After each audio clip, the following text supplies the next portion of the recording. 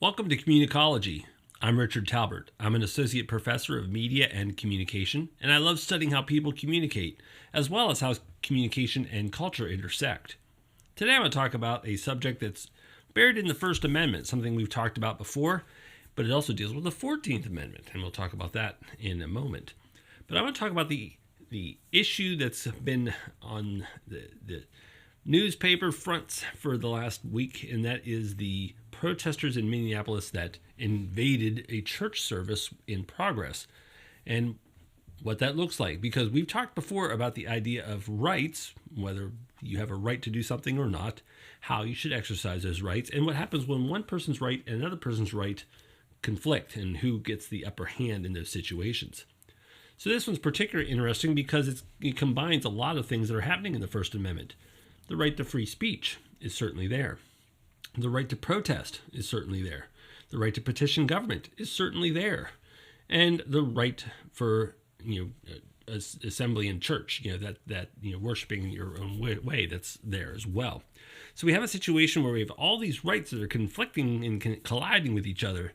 And people are wondering, what should happen, or should it be allowed to happen? And, as far as like the whole issue of ICE and illegal immigration, I'm not going to worry about that. I'm worried mostly about the First Amendment implications, because as a communication guy, I'm interested in those kind of issues and how they come into play.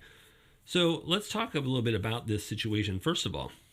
So this past Lord's Day, a church service was happening, and a bunch of protesters came in, chanting, yelling, just harassing the people who were congregants at this church during worship services. And the reason why is because one of the pastors was involved with ICE, so they targeted this church. So, do people have a right to protest in church? Well, my students quickly noticed a problem right away.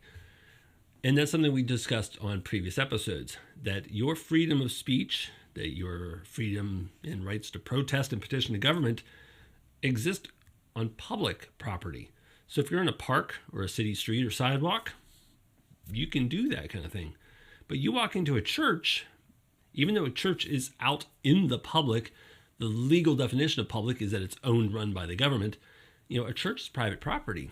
So it'd be the same thing if someone invaded into your own house, or anything else that is not government owned. So you see right away, instantly, the people who did the protesting were in the wrong for basically, at the very least, trespassing. So that's a major issue that comes into play. And again, I know people can be very emotionally charged on the issues surrounding it all. And, from one side, people who are protesting, they're passionate about the cause. And of course, people are passionate about the right to be able to worship. And so you can see those emotions want to boil up, but law isn't decided by emotion. It's decided by what are the factual pieces and parts of the case. So protesters entering a private facility, already you can see that you have an issue where we've seen in many times, again, your private property rights trump your speech rights and your protesting rights, right from the get-go. So there's one problem. And then the other problem comes with, well, what happens when when you do have a situation of people protesting in a church, and then you have the situation of violating someone else's rights? Well, typically, when a state does something, or whenever someone does something to another person, you typically have what's known as a civil case as opposed to a criminal case. So criminal case, there's statutory law that has been broken. Like, if you rob somebody, it's illegal to steal. If you punch somebody, it's illegal to assault. If you're speeding down the highway, it's illegal to break the speed limit. Those are all criminal cases in those regards that you broke statutory law. But when you're talking about someone's rights, and one person takes away another person's rights, that's typically civil law. So you have a civil lawsuit over it. So instead of a criminal charge and a trial, you have a civil complaint, a civil lawsuit, and a trial. That's typically what you see whenever you have those kind of things where people are deprived of their rights. However, in this situation, there are a couple different statutory laws that were put into place that could easily be used by the government in an attempt to protect the worshipers in that church. So I'm going to talk about those two and how we understand those two things and how they could possibly be applied and where strengths or weaknesses may lie within them.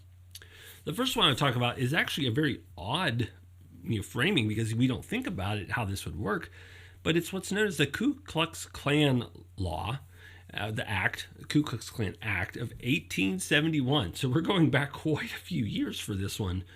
And the reason why this one works in this case is because it was a law that was passed back again, 1871, by the Republican Congress at the time. Every Republican voted for it. Every Democrat voted against it. Not surprising because the Democrat Party was basically instrumental in the slavery efforts and also for the creation of the KKK itself, whereas the Republicans were the party that worked to free slavery, to end slavery and free the slaves, going all the way back through Abraham Lincoln's time.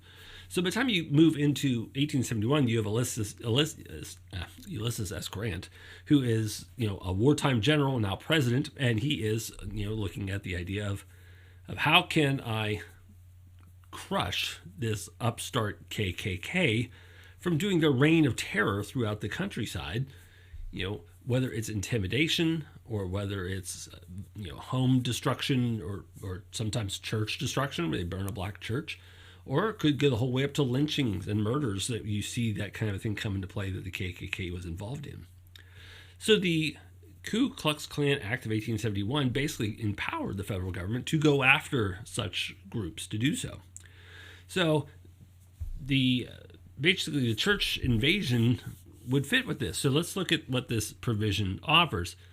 And it imposes fines and or prison time if, quote, 2 or more persons conspire to injure, oppress, threaten, or intimidate any person in the free exercise or enjoyment of any right or privilege secured to him by the Constitution or laws of the United States, or because of his having so exercised the same. So there's a lot to unpack there, but it's not too terribly complicated if you go through it piece by piece. So again, what's really important here is this was a mob that just showed up and invaded this church. Now, the part that makes it difficult is did this group just was a flash mob? It's like, hey, let's go into that church, and they just headed for it? Or did they organize and say, I want to go into this church because of this pastor and who's with me? Now, did they have an associated group? Or did they have just like one person who was instigating and bringing everyone together and then moving in? As of the date and time of this video, 2 people have been arrested with organizing and plotting this.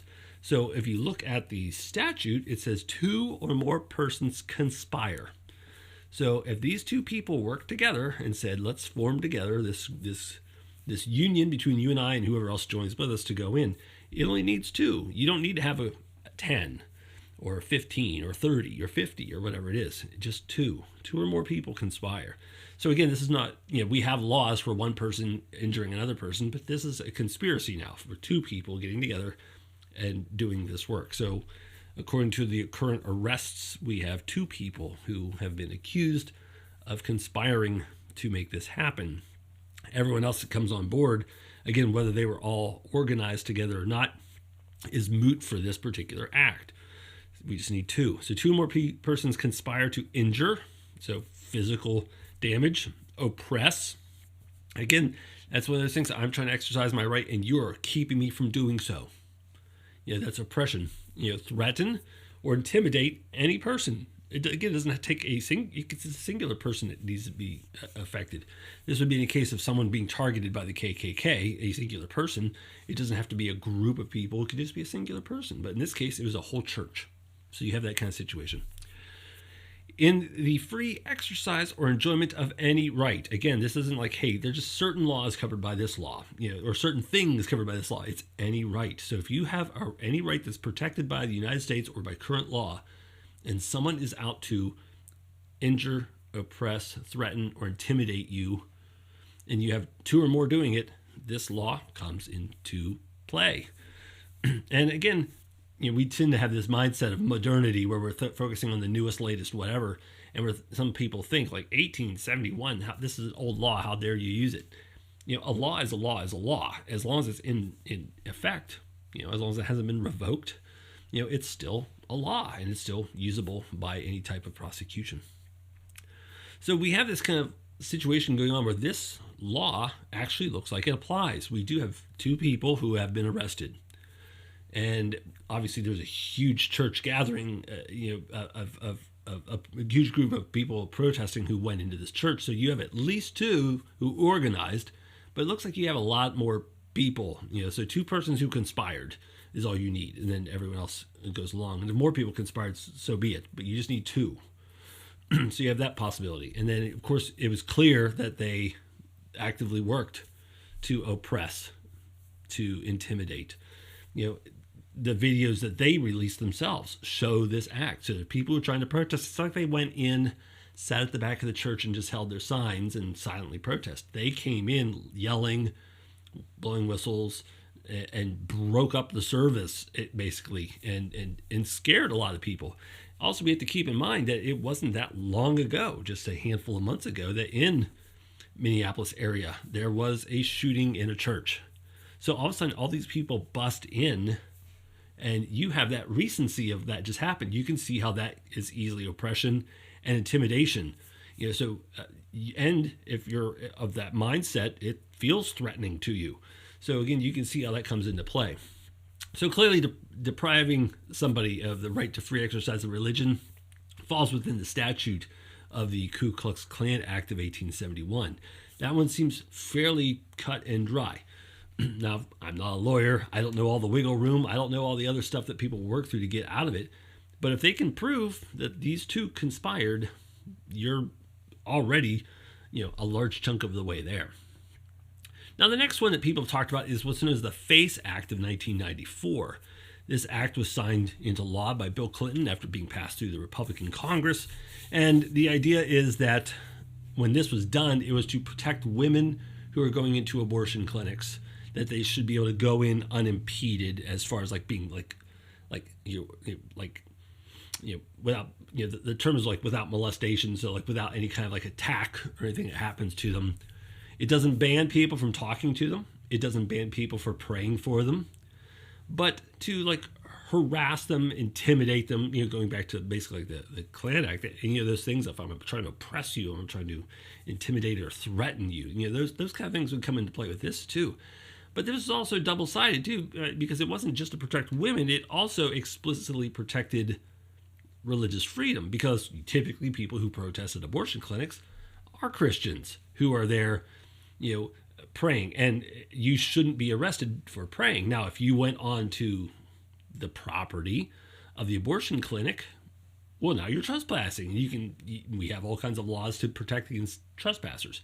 But if you're protesting on the sidewalk, and that sidewalk, as we talked about in the previous episode, is, part of the public sphere, then you'd be covered. So, in other words, just standing in front of an abortion clinic, praying for people or singing hymns or psalms, that alone isn't enough to trigger the FACE Act. It's when you're outwardly trying to harass and intimidate and oppress and threaten the women who are going into an abortion clinic.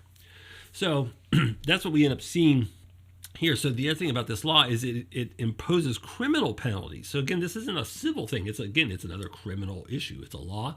It carries criminal weight, and it provides criminal penalties for anyone who, quote, by force or threat, or by force or threat of force, or by physical obstruction, intentionally injures, intimidates, or interferes with, or attempts to injure, intimidate, or interfere with any person lawfully exercising or seeking to exercise the First Amendment right of religious freedom at a place of religious worship.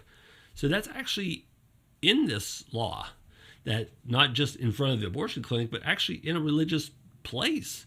So if you're doing religious worship, you can, whether it's on the sidewalk in front of an abortion clinic or at the local church, You can't be harassed there either. So you can see clearly this is one of those things that comes into play. So again, on anyone. So it's anyone. So it doesn't need to have a conspiracy of two. It's anyone who by force. So again, if you just rush into a church while churches are open, they're unlocked. So did these people bust down a door? Did they break through a window? Indications say no. A lot of churches have open doors because obviously they want people to come into church. But in the age of church shootings, a lot of churches and their security teams have gone to the extent of as soon as the service starts, they lock the doors. And sorry, if you're late, you missed church that day. So they've gotten to that point of locking doors. So if they busted a door to get in, and that would be clearly a problem. But so by force or threat of force or by physical obstruction. So again, if we're trying to have church, if we're trying to have a church service and you come in and start yelling and screaming and I can't hear my pastor, that's, obstruction. That's physical obstruction. If you go in and you start taking over the area, you take your mob and cover the front of the church where the pulpit is, and now the pastor can't discharge his duties. Again, you see how this law comes into place. So it says, the threat of force or by physical obstruction intentionally injures, intimidates, or interferes with, or attempts to injure, intimidate, or interfere with. So again, intentionally. So it's not like accident. Like if you lost control of your car and drove into the side of a church, that's disruptive. But it wasn't like you intentionally targeted the church. You just kind of crashed your car. But so that's why the intentional works. But obviously you have a situation. Most of the time, if people are going to disrupt a church service, it's probably intentional. I doubt they just. It's hard to accidentally interrupt church. That's just not something. It's just a normal thing we think about. So it says interfere with any person lawfully exercising or seeking to exercise the First Amendment right of religious freedom at a place of religious worship. So again, all you need to do is attempt to injure, not actually injure. You can attempt to injure, or you can attempt to intimidate, or attempt to interfere. You don't have to be successful at doing it. Your attempt is all that's needed. So you can see quickly, if I run into your church and start yelling and screaming and blowing a whistle, even if it's just me, one person, I am attempting to interfere. I'm attempting to harass. And if I'm successful, well, then I've actually done it. Now, if it's just me, that's covered by this law. Anyone. It doesn't have to be any group of people. And it doesn't require that conspiracy of two or more like the KKK Act does. So you have a situation of all these people who come in to play, and 20 people, 50 people, whatever, to come in and they mob the church and they just start yelling and screaming and blowing whistles and chanting. Even if they just quietly hummed, they're still attempting to interfere, because why'd you come and hum through my church? But they're yelling, and they're clearly yelling. The video that they've released themselves show that they're coming into the churches to interfere. So they're clearly attempting to, and successfully, maybe injuring, definitely intimidating, definitely interfering. So that's clearly covered by this FACE Act. Now, again, not a lawyer, and there might be 500 little slippery steps to slide away from this. But as the law is written, this is one of those laws that absolutely covers it. So you have two ways to get into this discussion. You have the FACE Act from 1994, more recent. And then, of course, you have the Ku Klux Klan Act of 1871. Both of them were designed by Congress, signed by the president to protect people who are gathering to exercise their rights. So in the case of both, you have, and especially in the FACE Act, explicitly saying that religion and exercising religion is protected and covered. So the KKK Act is more broad than any right that you're trying to do, whereas the FACE Act explicitly calls out religion. So again, protesting, very much important. We absolutely need to have the right to protest. We absolutely need to be able to petition government for redress of grievances. We absolutely need to have freedom of speech. But remember, when we go back to the protest thing, the very thing that we talked about before, you have to have peaceable assembly. Peaceable. If you're interfering with other people's rights, that's not peaceable. If you are flash mobbing a church and scaring people, that's not peaceable. So you can see easily, just by a basic cursory glance, there's a problem with how it's being done. So again, if you want to protest, have at it. More power to you. Stand up for what you believe in. And if you want to petition government, go for it. Exercise your freedom of speech, go for it. But you have a responsibility to do so within the letter of the law and by not stepping on other people's rights. In this case of the church takeover, we see clearly with basic understanding of the laws as they were written that they have violated both the KKK Act and the FACE Act clearly. So I would suggest, in the future, if you're going to protest, make sure you know what you're doing. Don't just assume I can do whatever I want because I'm protesting, I'm allowed to protest. Not always the case, especially if you're smashing someone else's right. You wouldn't like someone smashing your rights. So why should you do it to someone else? So thank you very much for tuning in today. As always, please like, share, and subscribe. And if you didn't like what you heard, that's okay. I appreciate you hanging around this long. But thank you very much for tuning in to Communicology, and we'll catch you next time.